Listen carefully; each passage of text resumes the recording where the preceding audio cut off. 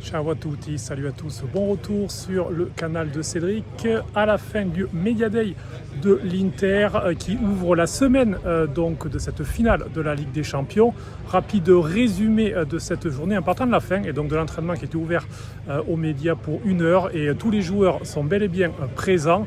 Les 22 joueurs qui sont qualifiés pour cette finale, qui sont sur la liste UEFA, ont fait une petite opposition à la fin.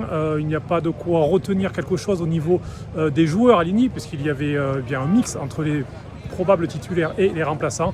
Les deux équipes en 3-5-2 habituelles pour travailler les transitions et surtout ce souhait, comme l'a souvent répété Simone Inzaghi, d'ouvrir le jeu sur les extérieurs. Très certainement, à partir de demain, ça changera de modalité en passant avec les titulaires qui travailleront d'un côté et les remplaçants qui sûrement se mettront en 4-3-3 pour imiter en quelque sorte ce que pourrait proposer le Paris Saint-Germain en face de l'Inter. Une première journée avec un beau soleil, vous le voyez derrière moi, même si là je suis un peu à l'ombre à la sortie du centre d'entraînement. Climat jovial, mais par rapport à il y a 2 ans, tout de même un peu plus tendu, j'ai envie de dire. Il y a 2 ans, c'était presque un climat de vacances, surtout au niveau des suiveurs de l'équipe. Là, cette fois-ci, il y a un peu plus de pression, puisque l'Inter, s'il y a 2 ans, était arrivé en finale de façon inespérée, avec un parcours, il faut l'avouer, également plutôt aisé. Cette fois-ci, 2 ans plus tard, l'Inter s'est offert un parcours vraiment très difficile en éliminant le champion d'Allemagne, le Bayern Munich, puis le champion d'Espagne, le FC Barcelone, 2 équipes au moyen supérieur à l'Inter d'un point de vue financier. Et donc, bien sûr, tout cela a donné et donne une sorte de pression, mais de bonne pression très certainement. On l'a senti lors des interviews, il y a eu 2 phases.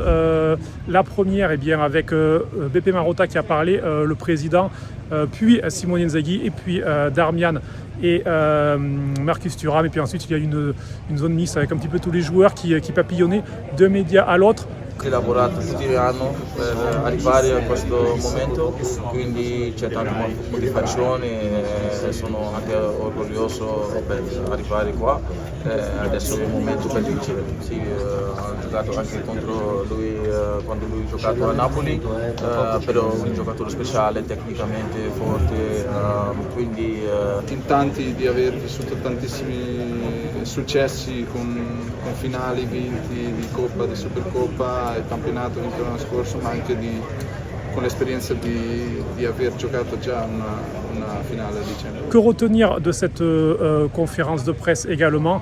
Bien sûr, le sujet est arrivé à un moment, et bien sûr l'avenir de Simone Inzaghi. Lui-même a dit ce serait fou de parler de l'avenir. Il a reconnu à demi-mot avoir des offres de l'Italie, de l'étranger ou de l'Arabie sur ces dernières années et cet été. Mais voilà, il ne veut pas en parler, il ne veut pas y penser non plus. Tout est à renvoyer bien sûr à dimanche après la finale.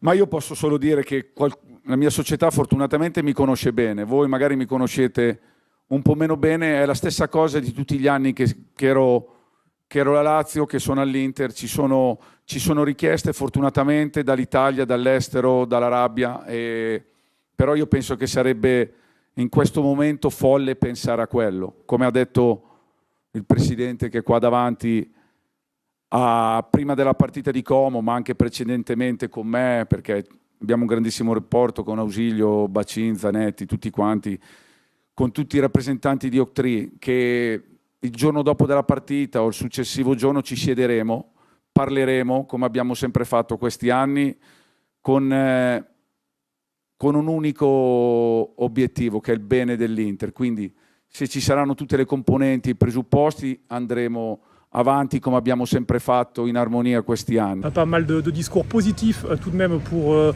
laisser la porte ouverte à la possibilité, la probabilité de continuer également du côté de Beppe Marotta pour donner un petit peu des premiers indices pour essayer de rassurer tout le monde autour de l'entraîneur de l'Inter.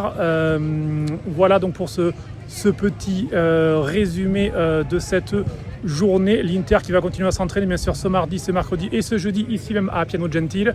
Vendredi départ pour donc l'Allemagne et Munich avec un entraînement sur place en soirée, et puis bien sûr samedi ce sera le grand soir, la finale de la Ligue des Champions, la deuxième en 3 ans et donc la 3e en plus de 50 ans. Pour rappeler que ce qu'il se passe cette semaine à l'Inter n'est pas normal. C'est la semaine la plus importante de la saison, très clairement. Ça a été rappelé plusieurs fois par Marotta, Inzaghi et les joueurs, avec cette envie de clore cette saison en beauté. Le Scudetto perdu a également été évoqué plusieurs fois, avec la déception bien sûr et des compliments au Napoli qui a donc remporté ce Scudetto. On a l'impression que les joueurs, après 2 jours de repos, ont switché complètement sur cette Ligue des Champions. D'ailleurs, Simone Inzaghi l'a dit, il n'a pas parlé aux joueurs à Com après le match, il les a laissés partir en week-end pendant 2 jours. Ils ont déjeuné ensemble à la mi-journée dans un restaurant proche ici d'Appiano Gentile pour se retrouver et pour clore en quelque sorte le sujet championnat et ouvrir cette semaine de la finale de la Ligue des Champions.